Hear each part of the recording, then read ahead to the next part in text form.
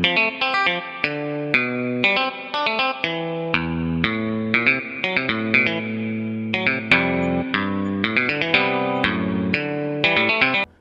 God Lover yang dikasih oleh Tuhan. Senang berjumpa kembali dengan saudara semua dalam program Rest and God malam hari ini bersama Diaspora TV. Setelah melewati berbagai kesibukan sepanjang hari ini, mungkin ada situasi tertentu yang membuat saudara menjadi letih lesu, berbeban berat, saudara menjadi tertekan. Apapun keadaannya, jangan pernah menyerah. Sebab Tuhan mengundang kita semua untuk mengalami kelegaan. Ini yang dikatakan Tuhan Yesus kepada kita. Marilah kepadaku semua yang letih lesu dan berbeban berat, aku akan memberi kelegaan kepadamu. Puji Tuhan. Saudara, mari kita responi undangan Tuhan ini. Mari kita datang kepada Dia. Bawa semua pergumulan dan beban hidupmu, karena Dia mau memberi kita kelegaan. Kita berdoa. Bapa di surga, kami ucap syukur karena luar biasa sekali kasih setiamu kepada kami. Engkau sudah menyertai semua aktivitas kami dan memberkati kami. Sebelum beristirahat saat ini kami datang kepadamu. Kami membawa semua beban berat hidup kami. Karena kami percaya di dalam Engkau ada kelegaan dan kami bisa menikmati istirahat yang tenang malam hari ini. Bapa, kami juga rindu mendengar suaramu. Mari Engkau nyatakan kebenaran-Mu kepada kami. Dan biarlah itu menjadikan kami menjadi lebih baik dan lebih bijaksana menjalani hari-hari kami selanjutnya. Dalam nama Tuhan Yesus kami berdoa. Amin. Kadangkala kita mudah tersulut dengan perkataan yang menghasut, yang memancing emosi kita ketika ada yang memberi kita informasi tertentu. Akibatnya kita bertindak tergesa-gesa tanpa berpikir panjang dan akibatnya kita mengalami masalah yang tambah ruwet, masalah yang tambah buruk dari kecenderungan untuk mudah mendengar informasi yang belum tentu benar. Saudara-saudara, kita akan belajar kebenaran firman Tuhan. Bahaya kalau kita ini mudah berprasangka buruk kepada orang lain. 2 Samuel pasal 10 ayat 1 sampai 19 itu mencatat bagaimana hal yang terjadi dengan seorang raja yang baru dilantik yang namanya Hanun, yang membuat hidupnya dan kerajaannya hancur. Karena apa? Karena dia punya prasangka buruk. Apa yang terjadi dan bagaimana kita bisa menghindari kesalahan yang pernah dilakukan Hanun? Mari kita lihat ada beberapa poin penting yang kita bisa pelajari dari perikop ini. Yang pertama, jangan mudah termakan hasutan. Mari kita membaca ayat yang pertama dan yang ketiga. Sesudah itu matilah Raja Bani Amon dan Hanun anaknya menjadi raja menggantikan dia. Lalu berkatalah Daud, aku akan menunjukkan persahabatan kepada Hanun bin Nahas, sama seperti ayahnya telah menunjukkan persahabatan kepadaku. Sebab itu Daud menyuruh menyampaikan pesan turut berduka cita kepadanya dengan perantaraan pegawai-pegawainya karena kematian ayahnya. Tetapi ketika pegawai-pegawai Daud sampai ke negeri Bani Amon itu, berkatalah pemuka-pemuka Bani Amon itu kepada Hanun, tuan mereka, apakah menurut anggapanmu Daud hendak menghormati ayahmu karena ia telah mengutus kepadamu orang-orang yang menyampaikan pesan turut berduka cita? Bukankah dengan maksud untuk menyelidiki kota ini, untuk mengintainya dan menghancurkannya? Maka Daud mengutus pegawai-pegawainya itu kepadamu. Termakan hasutan orang-orang terdekatnya, orang-orang di lingkar kekuasaan itu ternyata memberi informasi yang menghasut. Hanun akhirnya termakan hasutan para pemuka Bani Amon itu dan mulai muncul prasangka buruk seperti apa yang mereka katakan. Niat baik Daud yang sebenarnya ingin menunjukkan bela sungkawa, ikut berduka cita atas kematian ayahnya, dan ingin menegaskan kembali bahwa Daud ingin membangun persahabatan dengan kerajaannya. Ini ternyata tidak mendapat tanggapan yang baik, tetapi justru reaksi yang sifatnya prasangka buruk. Diartikan oleh pemuka-pemuka Bani Amon, dan itu kemakan juga oleh Hanun, bahwa utusan yang diutus oleh Daud itu tujuannya untuk mengintai, bukan untuk menunjukkan empatinya, duka citanya atas kematian ayahnya. Hal ini terjadi karena apa? Hanun ini tipe orang yang tidak suka menyelidiki terlebih dahulu kebenaran dari peristiwa yang sesungguhnya. Orang yang gampang tersulut hasutan, orang yang istilahnya itu telinganya ini terlalu peka ini. Jadi dengar apa saja langsung dia bereaksi dan langsung percaya. Akibatnya terjadi peperangan setelah itu. Saudara-saudara, kita akan dikuasai oleh prasangka buruk terhadap sesuatu atau terhadap orang lain kalau kita lebih berpihak atau kita hanya fokus pada satu informasi tanpa mengkajinya secara berimbang, atau tanpa mau untuk mencari informasi yang berbeda.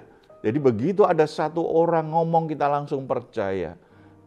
Ketika kita mudah termakan dengan hasutan seperti itu oleh satu orang yang memberi informasi buruk tentang niat baik orang lain atau sesuatu, maka kita akhirnya akan termakan hasutan, di hati kita muncul juga prasangka buruk. Oleh karena itu, sebelum mengambil keputusan dan bertindak, kita perlu untuk menenangkan diri dulu dalam doa, lalu berusaha mencari informasi yang selengkap-lengkapnya, sehingga kita tidak salah untuk melangkah. Kalau tidak, prasangka buruk itu justru akan memakan kita, membuat kita jadi berantakan, membuat kita jadi punya musuh, membuat masalah kita tambah ruwet lagi, dan yang rugi tentu saja kita. Yang kedua, jangan sembrono dalam membuat keputusan. Hanun akhirnya mempermalukan pegawai-pegawai Daud tanpa menyelidiki kebenaran yang sesungguhnya. Coba kita baca ayat yang keempat. Lalu Hanun menyuruh menangkap pegawai-pegawai Daud itu, disuruhnya mencukur setengah dari janggut mereka dan memotong pakaian mereka pada bagian tengah sampai pantat mereka, kemudian dilepasnya mereka. Tindakan yang benar-benar mempermalukan karena lahir dari hasutan, lahir dari hati yang berprasangka. Orang-orang yang berprasangka buruk itu ada kecenderungan ingin mempermalukan, ingin membuat orang itu akhirnya hancur harga dirinya, ingin untuk menjegal orang-orang yang sebenarnya bisa maju. Ada niat-niat buruk, niat-niat jahat dari hati yang berprasangka. Saudara-saudara, terkadang kekalahan kita alami dalam hidup ini bukan karena situasinya terlalu berat, bukan karena kita ini tidak punya kemampuan untuk menyelesaikan masalahnya, tetapi kekalahan kita alami karena apa? Tindakan kita yang sembrono, yang tergesa-gesa, yang gegabah dalam membuat keputusan, dalam memilih sesuatu, dalam bertindak. Saudara, kita harus ingat bahwa penyesalan selalu datang terlambat. Karena itu, sebelum membuat keputusan, sebelum bertindak, kita harus memutuskan sesuatu itu dengan bijaksana betul. Berpikirlah masak-masak, berpikirlah dengan jernih. Kumpulkan data dan fakta yang lengkap, yang sebenar-benarnya, supaya keputusan yang kita buat tidak hanya berdasarkan prasangka buruk kita, tetapi berdasarkan fakta dan data yang benar. Kalau tidak, nanti kita akan membuat keputusan yang salah, membuat kita punya musuh, membuat kita mengalami situasi yang lebih buruk. Tentu saja penyesalan di kemudian hari tidak berguna. Kita tidak perlu mengalami penyesalan seperti itu kalau kita membuat keputusan dengan bijaksana. Keputusan yang baik itu berasal dari hati yang benar di hadapan Tuhan. Bukan hanya sekedar dari kecerdasan otak kita atau dari pengalaman kita. 1 Petrus pasal 4 ayat 7 menulis seperti ini. Karena itu kuasailah dirimu dan jadilah tenang supaya kamu dapat berdoa. Penting bagi kita menguasai diri kita. Jadi jangan mudah terkena hasutan. Jangan mudah telinga kita langsung merah ini. Langsung terbuka ini sinyalnya ini. Begitu dengar informasi yang buruk, informasi yang negatif tentang seseorang. Kita harus menguasai diri kita. Pikiran kita jernih, hati kita tenang. Nah, kalau kita tenang, kita berdoa pun kita minta hikmat Tuhan, maka hati kita akan peka dengan suara Tuhan. Pikiran kita akan jernih setelah itu menganalisa sesuatu dan akhirnya kita membuat keputusan akan lebih tepat. Karena apa? Hati kita tenang, pikiran kita tenang, dan hikmat Tuhan bisa kita tangkap dengan baik. Kita bisa berdoa minta hikmat dan tuntunan Tuhan dengan baik. Tetapi kalau kita sudah punya prasangka buruk, kita sudah dipenuhi dengan perasaan tidak suka dengan sesuatu atau dengan seseorang, ketika kita berdoa, doa kita kadang-kadang hanya formalitas saja. Kalau toh Tuhan sebenarnya memberi kita hikmat, berbicara kepada kita, mengarahkan kita, apa yang harus kita lakukan, itu pun kita tidak peka secara rohani. Karena apa? Prasangka buruk ada di hati kita tentang seseorang atau sesuatu itu. Pikiran kita atau perasaan kita itu jadi negatif. Kita harus belajar menguasai diri jadi tenang, supaya kita bisa berdoa dan kita peka dengan suara Tuhan.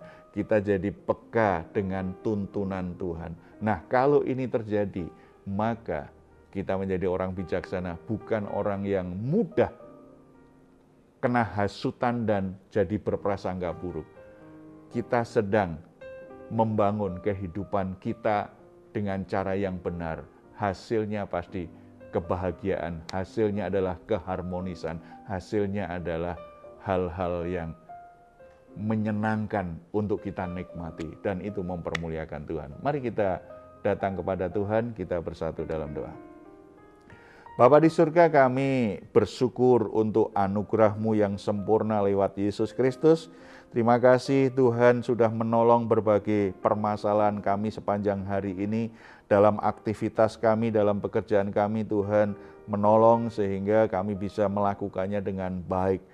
Bapa, Tuhan sudah mengajar kami saat ini supaya punya hati yang tulus, supaya punya pikiran yang benar menanggapi sesuatu, supaya di hati kami tidak muncul prasangka buruk tentang orang lain atau tentang sesuatu yang sedang terjadi.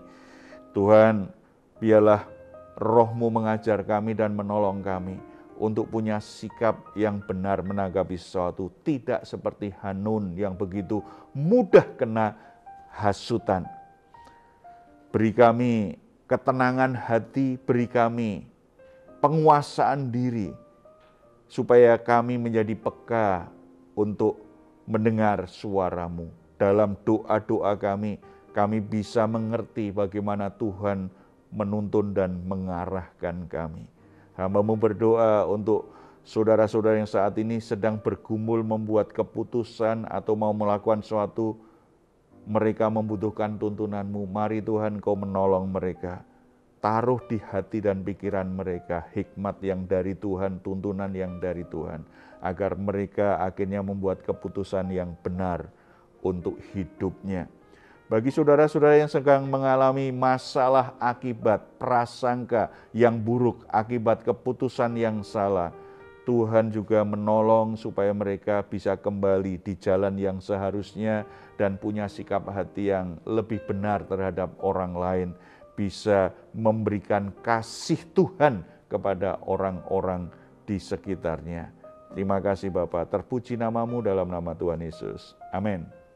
Jika saat ini saudara atau keluarga sedang mengalami pergumulan dan membutuhkan dukungan doa, di layar saudara ada nomor telepon yang bisa saudara hubungi. Tim doa kami akan mendukung saudara dalam doa.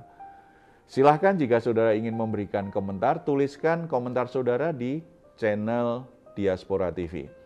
Baik saudara, sebelum kita berpisah, mari kita mengucapkan bersama-sama Mazmur 4 ayat 8-9. Engkau telah memberikan sukacita kepadaku lebih banyak daripada mereka ketika mereka kelimpahan gandum dan anggur. Dengan tentram aku mau membaringkan diri lalu segera tidur, sebab hanya Engkaulah ya Tuhan yang membiarkan aku diam dengan aman. Puji Tuhan, selamat beristirahat, dan doa saya untuk saudara semua, saudara sungguh-sungguh mengalami rest and God setiap hari. Tuhan Yesus memberkati kita semuanya. Shalom.